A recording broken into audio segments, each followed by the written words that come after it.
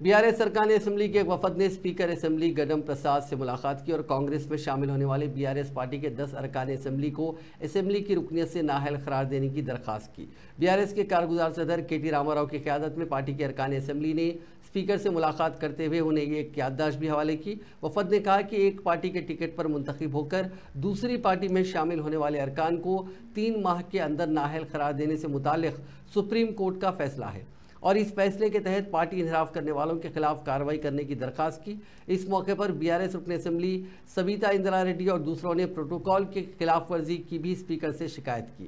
BRS MLA ने speaker प्रसाद कुमार से कहा कि उनके हल्के में होने वाले सरकारी प्रोग्रामों में ओहदेदार उन्हें प्रोटोकॉल नहीं दे रहे हैं और हुक्मरान जमात के शिकस्त खोर्दा कायदीन को सरकारी प्रोग्रामों में मदऊ किया जा रहा है।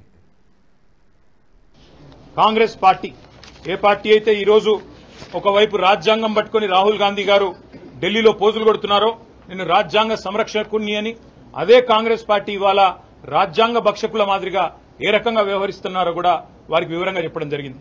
చేతుల్లో రాజ్యాంగం పట్టుకొని పార్లమెంట్లో పోజులు, బయటికి వచ్చి కాంగ్రెస్ కార్యాలయంలో పార్టీ ఫిరాయించిన ఎమ్మెల్యేలకు వారిని వెన్నుతట్టి ప్రోత్సహించే విధంగా రాహుల్ గాంధీ గారు ప్రవర్తిస్తున్నారని చెప్పి కూడా నేను స్పీకర్ గారికి గుర్తు చేయడం జరిగింది।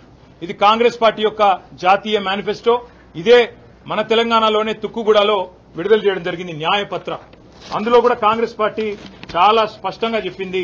ఏం చెప్పింది న్యాయపత్రాలో అంటే, we promise to amend the 10th schedule of the constitution and make defection leaving the original party on which the MLA or MP was elected and automatic disqualification of the membership in the assembly.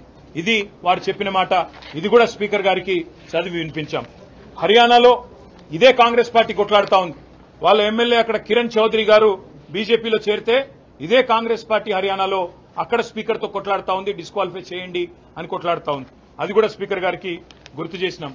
దాంతో పాటు speaker గారికి మరిన్ని ఉదంతాలు కూడా దేశవ్యాప్తంగా ఉన్నాయి, వారికి గుర్తు చేసినాం।